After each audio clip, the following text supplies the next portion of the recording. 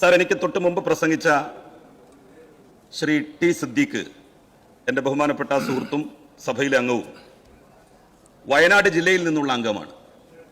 അദ്ദേഹം പ്രസംഗിച്ചുകൊണ്ടിരുന്നപ്പോൾ എൻ്റെ മനസ്സിൽ നിറഞ്ഞു നിന്നത് തനിയാവർത്തനം എന്ന് പറയുന്ന സിനിമയിലെ അവസാനത്തെ രംഗമാണ്.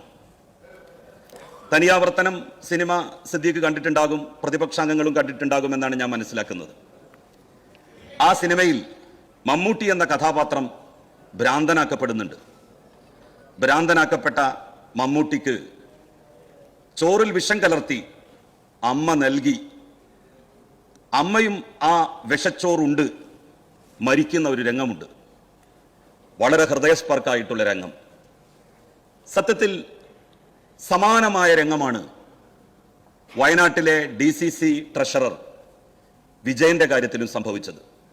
സാർ, വിജയൻ കോൺഗ്രസിനെ സ്നേഹിച്ചു എന്ന തെറ്റേ ചെയ്തിട്ടുള്ളൂ. കോൺഗ്രസിനുകാരനായി ജീവിക്കണമെന്ന് അദ്ദേഹം ആത്മാർത്ഥമായി ആഗ്രഹിച്ചു. SI പോസ്റ്റിലേക്ക് സെലക്ഷൻ കിട്ടിയിട്ട് അത് അദ്ദേഹത്തെ അറിയിക്കാതെ വിജയനെ പോലെ ഒരാൾ വയനാട് ജില്ലയിൽ കോൺഗ്രസിന്റെ കേഡറായിട്ട് ഉണ്ടാകണം എന്ന് കോൺഗ്രസിന്റെ സമുന്നത നേതാക്കന്മാർ പോലും താല്പര്യപ്പെട്ടു. അങ്ങനെയാണ് SI ആയി CI ആയി എവിടെയോ എത്തേണ്ടിയിരുന്ന വിജയൻ അവസാനം കോൺഗ്രസ്സുകാരനായിട്ട് തന്നെ നിൽക്കുകയും കോൺഗ്രസിന്റെ DCCയുടെ ട്രഷറർ ആവുകയും ചെയ്തത്. ആ വിജയനെയാണ് സഹപ്രവർത്തകർ ചേർന്ന് വഞ്ചിച്ചത്. വഞ്ചന അതിരുവിട്ടപ്പോ, എല്ലാ അതിർവരമ്പുകളും അത് ഭേദിച്ചപ്പോ വിജയന് തന്റെ ഭിന്നശേഷിക്കാരനായ മകന് വിഷം നൽകി, സ്വയം വിഷം കഴിച്ച് മരിക്കേണ്ട ദുര്യോഗമുണ്ടായി. സാർ, കേരളത്തിന്റെ രാഷ്ട്രീയ ചരിത്രത്തിൽ ഇങ്ങനെ ഒരു സംഭവം ഇതിനു മുൻപ് നടന്നിട്ടുണ്ടോ ഇല്ലയോ? ഏതെങ്കിലും ഒരു രാഷ്ട്രീയ നേതാവിന് എങ്ങനെയാണ് കോൺഗ്രസ് പാർട്ടിയിൽ വിശ്വസിച്ച് ആളുകൾ നിൽക്കുക? സ്വന്തം സഹപ്രവർത്തകരാൽ അതിഹീനമായി വഞ്ചിക്കപ്പെട്ടതിന് ശേഷം അത് സഹിക്കവയ്യാതെ സ്വന്തം ഭിന്നശേഷിക്കാരനായ മകന് വിഷം കൊടുത്ത് മരിക്കുന്ന ഒരു രക്ഷിതാവിന്റെ മുഖം ആ ഭാഗത്ത് ഇപ്പോഴും കാണാൻ സാധിക്കുന്നു. സാർ, എന്തേ സിദ്ദീഖ് സംസാരിച്ചപ്പോൾ അതേക്കുറിച്ച് ഒന്നും പറയാതിരുന്നത്? അദ്ദേഹത്തിനൊന്നും പറയാൻ കഴിയില്ല സാർ. അതിൽ യാതൊരു തരത്തിലുള്ള ന്യായവും ന്യായീകരണവും ഇല്ല. സാർ, ഇത്ര ക്രൂരമായിട്ടുള്ള ഒരു സംഭവം നടന്നിട്ട് ആ സംഭവത്തോട് കോൺഗ്രസ് പാർട്ടി എടുത്ത സമീപനം എന്താണ്? വഴിയിലൂടെ പോകുന്നവരെ മുഴുവൻ ജയിലിൽ പിടിച്ചാക്കുന്ന കോട്ടിട്ട ഏമാന്മാരില്ലേ നമ്മളുടെ നാട്ടിൽ? ആ ഏമാന്മാർക്ക് എന്തേ ഒരാത്മഹത്യാ കുറിപ്പ് അടിസ്ഥാന കാരണമായിട്ട് കാണാൻ കഴിയാതെ പോയത്? സാർ, ഇപ്പോ നമ്മളുടെ നാട്ടിൽ കേൾക്കുന്ന ഒരു പൊതുവികാരം എന്ന് പറയുന്നത്, നിങ്ങൾക്ക് എന്തും ചെയ്യണമെന്നുണ്ടോ? നിങ്ങൾക്ക് ആളുകളെ കൊല്ലണമെന്നുണ്ടോ? നിങ്ങൾക്ക് സാമ്പത്തികമായ തട്ടിപ്പ് നടത്തണമെന്നുണ്ടോ? നിങ്ങൾക്ക് വഞ്ചിക്കണമെന്നുണ്ടോ? ചതിക്കണമെന്നുണ്ടോ? Be a Congress man, be a UDF person, be a League man. എങ്കിൽ ഇവിടുത്തെ പത്രമാധ്യമങ്ങളുടെ പരിലാളന നിങ്ങൾക്ക് കിട്ടും. ഇവിടുത്തെ ഏമാന്മാരായിട്ടുള്ള കോട്ടിട്ടവരുടെ പരിലാളന നിങ്ങൾക്ക് കിട്ടും. നിങ്ങൾക്ക് ജാമ്യം നിഷേധിക്കില്ല, മുൻകൂർ ജാമ്യം കിട്ടും. നിങ്ങളെ ചോദ്യം ചെയ്യാൻ അനുവദിക്കില്ല.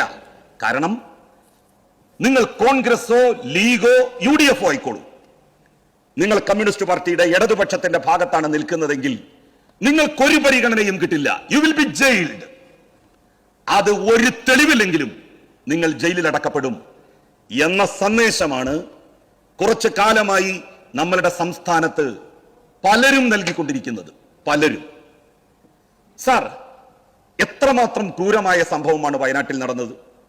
അതേക്കുറിച്ച് വ്യക്തമായിട്ടുള്ള ഒരു മറുപടി പറയാൻ ബഹുമാനപ്പെട്ട കോൺഗ്രസിന്റെ നേതാക്കന്മാർക്ക് എന്താണ് സാധിക്കാത്തത്?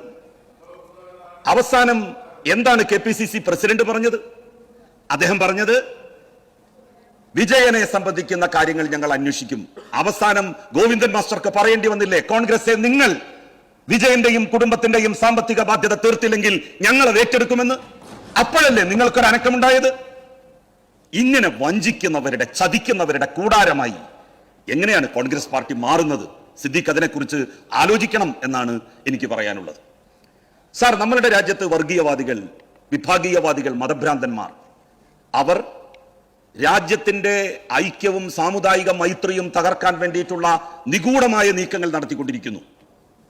എല്ലാ വർഗീയവാദികളും ഇവിടുത്തെ ഇടതുപക്ഷത്തെ, കമ്മ്യൂണിസ്റ്റ് പാർട്ടിയെ, കേരളത്തിന്റെ മുഖ്യമന്ത്രി പിണറായി വിജയനെ ഒരുപോലെ എതിർക്കുന്നു. നിങ്ങളൊരു RSSകാരനോടും BJP കാരനോടും ചോദിച്ചു നോക്കൂ, ആരാണ് അവരുടെ ഏറ്റവും വലിയ ശത്രു എന്ന്. അവർ പറയും ഇടതുപക്ഷമാണ്, കമ്മ്യൂണിസ്റ്റുകാരാണ്, പിണറായി വിജയനാണ് ഞങ്ങളുടെ ഏറ്റവും വലിയ ശത്രു. നിങ്ങൾ ജമാഅത്തെ ഇസ്ലാമിക്കാരോടും SDPIക്കാരോടും ചോദിച്ചു നോക്കൂ, അവരുടെ ഏറ്റവും വലിയ ശത്രു ആരാണെന്ന്. അവരും പറയും കമ്മ്യൂണിസ്റ്റുകാരാണ്, ഇടതുപക്ഷക്കാരാണ്, പിണറായി വിജയനാണ് ഞങ്ങളുടെ ഏറ്റവും വലിയ ശത്രു എന്ന്. കാസക്കാരോട് ചോദിച്ചു നോക്കൂ നിങ്ങൾ, അവരുടെ ഏറ്റവും വലിയ ശത്രു ആരാണെന്ന്. അവരും പറയും ഞങ്ങളുടെ ഏറ്റവും വലിയ ശത്രു ഇടതുപക്ഷമാണ്, കമ്മ്യൂണിസ്റ്റ് പാർട്ടികളാണ്, പിണറായി വിജയനാണ് ഞങ്ങളുടെ ഏറ്റവും വലിയ ശത്രു. എല്ലാ വർഗീയവാദികളും, എല്ലാ മതഭ്രാന്തന്മാരും ഒരുപോലെ ഇടതുപക്ഷത്തെയും കമ്മ്യൂണിസ്റ്റ് പാർട്ടിയെയും എതിർക്കുന്നുണ്ടെങ്കിൽ, പിണറായി വിജയനെ എതിർക്കുന്നുണ്ടെങ്കിൽ അതിന്റെ അർത്ഥം പിണറായി വിജയനും ഇടതുപക്ഷവും കമ്മ്യൂണിസ്റ്റ് പാർട്ടികളുമാണ് ശരിയെന്നുള്ളതാണ്. അതിനേക്കാൾ വലിയ സാക്ഷ്യപത്രം മറ്റൊന്ന് ഇടതുപക്ഷത്തിന്റെ മതനിരപേക്ഷ ബോധത്തിന് വേറെ ആവശ്യമുണ്ട് എന്നെനിക്ക് തോന്നുന്നില്ല. എന്റെ സുഹൃത്ത് ഷംസുദ്ദീൻ ഇവിടെ ഇടതുപക്ഷം തോറ്റതിനെ കുറിച്ചൊക്കെ പറഞ്ഞു. 2019 ലോക്സഭാ തെരഞ്ഞെടുപ്പിൽ ദയനീയമായി തോറ്റല്ലോ ഇടതുപക്ഷം. എന്നിട്ടും അവിടെ ഇടതുപക്ഷത്തിന്റെ സിറ്റിംഗ് സീറ്റിൽ ആരാ ജയിച്ചു വന്നത്? UDF ആണ് ജയിച്ചു വന്നത്. ആലപ്പുഴയിൽ AM ആരിഫ് മത്സരിച്ച് MP ആയ സമയത്ത് അദ്ദേഹത്തിന്റെ ഒഴിവ് വന്ന സീറ്റിൽ ഉപതെരഞ്ഞെടുപ്പ് നടന്നപ്പോൾ ജയിച്ചു വന്നത് UDF ആണ്. എന്നിട്ട് തൊട്ടടുത്ത് നടന്ന നിയമസഭാ തെരഞ്ഞെടുപ്പിൽ എന്താ സംഭവിച്ചത്? ഏതെങ്കിലും ഒരു തോൽവി ഇടതുപക്ഷത്തിന്റെ ഈ മുന്നണിയുടെ അന്ത്യകൂദാശ കഴിക്കുമെങ്കിൽ 2006 തോൽവി മുസ്ലിം ലീഗിന്റെ അന്ത്യകൂദാശ കഴിക്കേണ്ടിയിരുന്നില്ലേ? ആ തെരഞ്ഞെടുപ്പിൽ മലപ്പുറം ജില്ലയിൽ 12 സീറ്റിൽ 5 സീറ്റ് മുസ്ലിം ലീഗിനും 5 സീറ്റ് ഇടതുപക്ഷത്തിനും 2 സീറ്റ് കോൺഗ്രസിനുമാണ് കിട്ടിയത്. അതോടുകൂടി റൈറ്റ് ഓഫ് ചെയ്യപ്പെട്ടോ കേരളത്തിന്റെ രാഷ്ട്രീയ മണ്ഡലത്തിൽ നിന്ന് മുസ്ലിം ലീഗ്? ഏതെങ്കിലും ഒരു തോൽവിയെ ചൂണ്ടി ഇതാ ഇടതുപക്ഷം ജനങ്ങളുടെ ഇടയിൽ നിന്ന് അകന്നുപോയിരിക്കുന്നു, ജനങ്ങളുടെ പാർട്ടി അല്ലാതായി മാറിയിരിക്കുന്നു എന്ന് എന്തടിസ്ഥാനത്തിലാണ് എന്റെ സുഹൃത്ത് ഷംസുദ്ദീൻ പറയുക? കോൺഗ്രസ് രാജ്യത്തുള്ള വർഗീയവാദികളെ മാറി മാറി തലോടാൻ വേണ്ടി ശ്രമിച്ചു. അതിന്റെ ഫലമാണ് 3ാം തവണ നരേന്ദ്രമോദി അധികാരത്തിൽ വന്നു എന്നുള്ളത്. ബാബറി മസ്ജിദ് തകർത്തപ്പോൾ മൗനിയായി നിന്ന നരസിംഹറാവു ചെയ്ത മഹാപരാധത്തിന് കോൺഗ്രസിന് കൊടുക്കേണ്ടി വന്ന വിലയാണ് 3ാമതും നരേന്ദ്രമോദി അധികാരത്തിൽ വന്നു എന്നുള്ളത്. ഇനി എത്ര തവണ അവർ തുടർച്ചയായി അധികാരത്തിൽ വരും എന്നുള്ളത് നമുക്ക് കണ്ടു തന്നെ അറിയണം. ബാബറി മസ്ജിദ് തകർക്കപ്പെട്ട സ്ഥലത്ത് രാമക്ഷേത്രം പണിതു. എന്തായിരുന്നു കോൺഗ്രസിന്റെ നിലപാട്? കോൺഗ്രസ് പറഞ്ഞു അത് ഇന്ത്യയിലെ മഹാഭൂരിപക്ഷം വരുന്ന മുസ്ലിങ്ങളുടെ, ഹിന്ദുക്കളുടെ ആരാധനാലയവുമായി ബന്ധപ്പെട്ട പ്രശ്നമാണ്. ഞങ്ങളെ വേണ്ട വിധം അങ്ങോട്ട് ക്ഷണിച്ചില്ല എന്നുള്ളതിലുള്ള അമർഷം രേഖപ്പെടുത്തുന്നു. എന്നിട്ട് എല്ലാ സാധന സാമഗ്രികളും അയച്ചു കൊടുത്തു. ബാബറി മസ്ജിദ് പൊളിച്ച സ്ഥലത്ത് രാമക്ഷേത്രം പണിയാൻ. ബഹുമാന്യനായിട്ടുള്ള സാദിഖ് അലി തങ്ങളും ഒരിക്കൽ പറഞ്ഞു. എന്താ പറഞ്ഞത്? ഹിന്ദുക്കളുടെ വിശ്വാസവുമായി ബന്ധപ്പെട്ട കാര്യമാണ്, അതുകൊണ്ട് ഇനി നമ്മൾ അതിനെ സംബന്ധിച്ച് പറയണ്ട. പക്ഷേ കഴിഞ്ഞ ലോക്സഭാ തെരഞ്ഞെടുപ്പിന്റെ ഫലം നിങ്ങൾ ശ്രദ്ധിച്ചോ?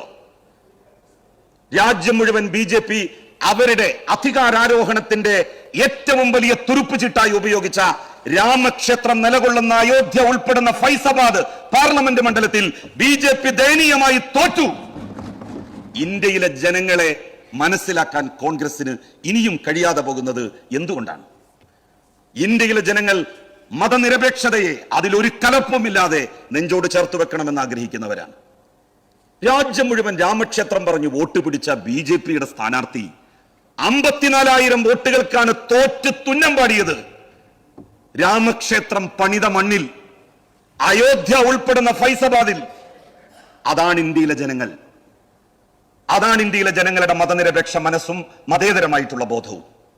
അത് മനസ്സിലാക്കുന്നതിൽ കോൺഗ്രസ് പാർട്ടിക്ക് പറ്റിയ തെറ്റാണ് യഥാർത്ഥത്തിൽ കോൺഗ്രസിനെ 3ാം തവണയും അധികാരത്തിൽ നിന്ന് കേന്ദ്രത്തിൽ മാറ്റിയത്. കേരളത്തിലും വരുന്ന 3ാം തവണയും നിങ്ങൾ പ്രതിപക്ഷത്തിരിക്കാൻ വേണ്ടി പോവുകയാണ് എന്നുള്ള കാര്യത്തിൽ തർക്കം വേണ്ട, സംശയം വേണ്ട. സാർ, കേരളത്തിന്റെ സമഗ്രമായ പുരോഗതിക്ക് അടിസ്ഥാനമിട്ട സർക്കാരാണ് 1ാം പിണറായി സർക്കാരും 2ാം പിണറായി സർക്കാരും. സാർ, നാഷണൽ ഹൈവേ കേരളത്തിന്റെ ഒരറ്റം മുതൽ മറ്റേ അറ്റം വരെ 2000 കിലോമീറ്റർ സ്ഥലമേറ്റെടുത്തുകൊണ്ട് പണി പൂർത്തിയായിക്കൊണ്ടിരിക്കുകയാണ്.